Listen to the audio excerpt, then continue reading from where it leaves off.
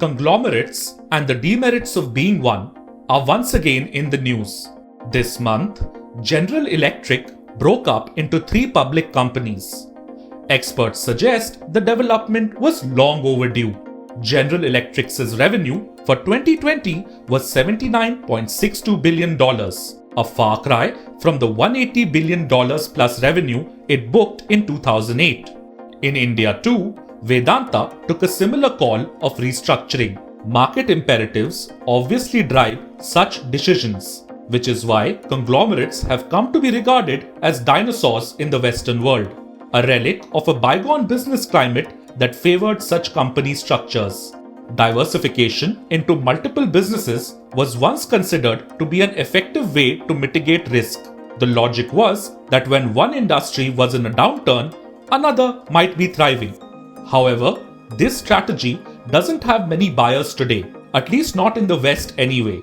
But as former Business Standard editor Shyamal Majumdar pointed out in his latest column, conglomerates continue to remain relevant in emerging markets such as India. Majumdar highlighted two important reasons.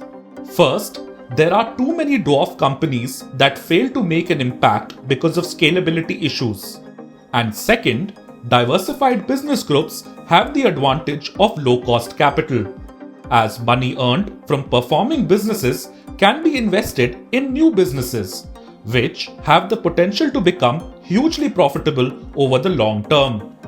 While on the flip side, even among Indian firms, there is the view that moving away from the conglomerate structure could actually unlock great value.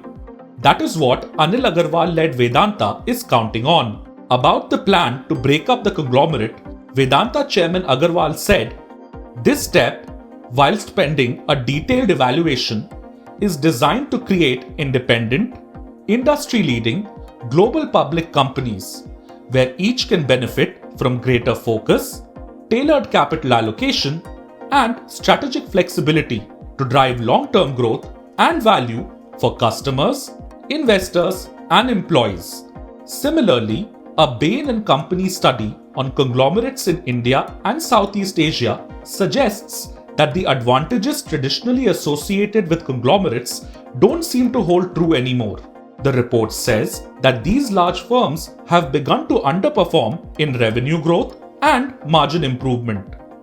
The biggest lesson that Indian companies should learn is that if you are a conglomerate, the main holding company must be able to prove that it is worth more than the sum of its parts. Now, conglomerates, many of them Indians, and there are some in other countries as well, they continue to justify their structure as necessary to maintain business relationships. But if you look at the increasing number of sophisticated investors like private equities and others which are coming in now, they treat this kind of structure as a recipe for low returns on equity and poor corporate governance. Unless conglomerates in India reinvent themselves, investors will call for breaking them up. That there is absolutely no uncertainty on that front. Now, there must be a clear transformational roadmap in which they excel.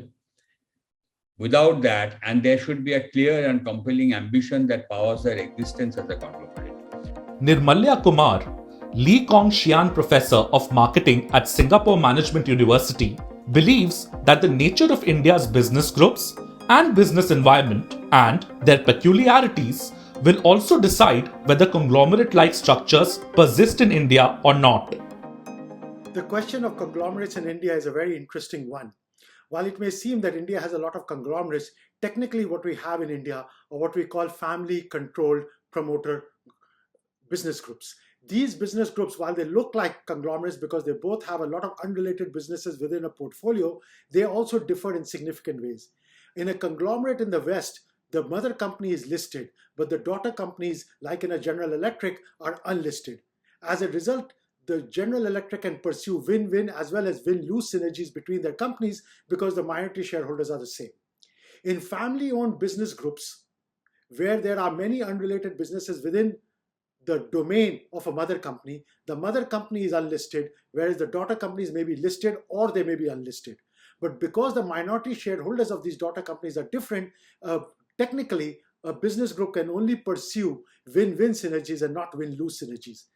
Now, of course, in practice, we know this is not true because generally the cash flow of one or two winning companies in each family group supports the losing companies with not only cash flow, but also with certain related party transactions. Now, the question becomes that in the future, what will happen to these business groups? And the answer in India for the moment seems to be that they will persist in the future. And there are a couple of reasons for this. The first reason is that there is very low performance discipline in India against losing promoter-held companies.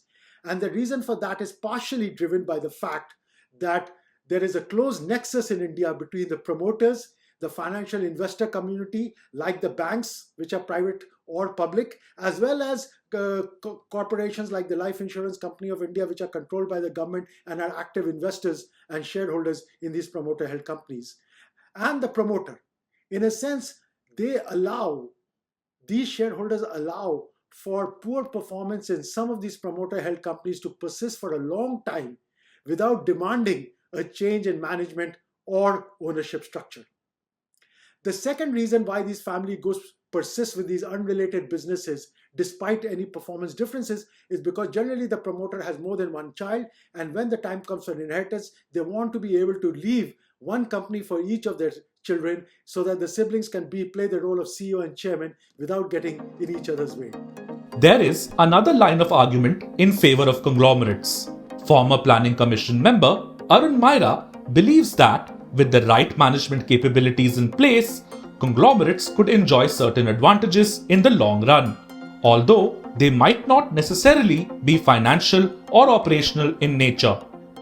Having a diversity of companies in a conglomerate which need not even trade with each other, but which are all on a learning mission to improve their core capabilities with respect to matters such as building talent inside, improving the interactions within the company to be faster learning organizations, to all of them learning how to win the trust of the communities around and the environment around themselves. Now, these are the intangible capabilities that more companies are going to need more of in an uncertain world as we are in now, is winning the trust of people who work inside, winning the trust of the communities on the outside.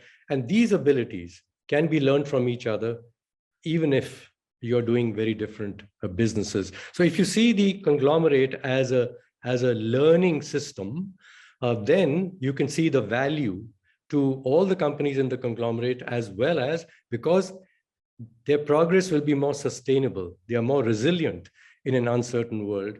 There is also a greater guarantee that their returns from these conglomerates or companies within these conglomerates will be sustained over a longer time. So in the short term, in the medium term and short term, maybe one may go up and down, but in the longer term, all of them, because they are supporting each other and improving their core capabilities to be the best at those core capabilities that all companies are going to need more of in the world now on, it's an advantage to be a conglomerate. It will be interesting to see whether well-known Indian groups, such as the likes of the Tatas and the Birlas, will re-examine their organizational structures.